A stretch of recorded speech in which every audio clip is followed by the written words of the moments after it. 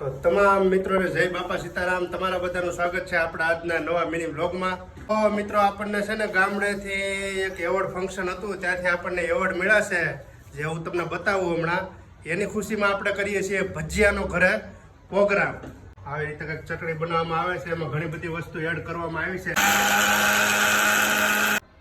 તો જો મિત્રો ચટણી બનીને કમ્પ્લીટ થઈ ગઈ, કઈ ઘટે નહીં એવી સરસ મજાની. ભાઈ મરચા ઓ ભાઈ, તીખા મરચા કટિંગ જેવું કરવું પડે.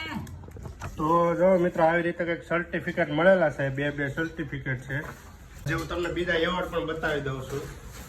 જો આ આપણે મિત્રો તમારા બધાની સપોર્ટ અને અમારી મહેનતનું પરિણામ છે.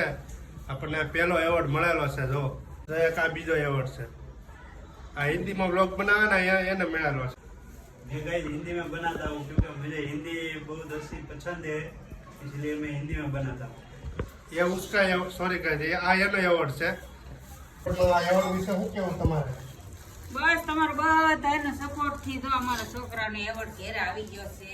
બહુ સારી વાત છે, બહુ ધન્યવાદ છે. આવું જ રીતે સપોર્ટ કરતા રહેજો. મિત્રો આમાં બધી વસ્તુ છે ને મિક્સ કરી નાખી છે.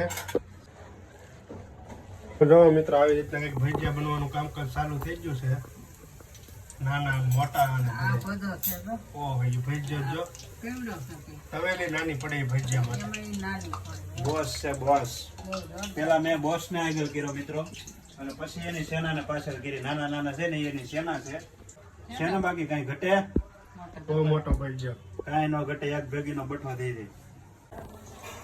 ઓલાને ભજીયા શીખવાનું કીધું, ચાલુ મૂકીને વહી ગયો. જો અત્યારે મારા માં બનાવે છે ભજીયા. આવડો છે, ખાવાનો જ છે નીકળો. ચાલુમાં ભૈદા બનાવતો ફોનમાં વહી ગયો.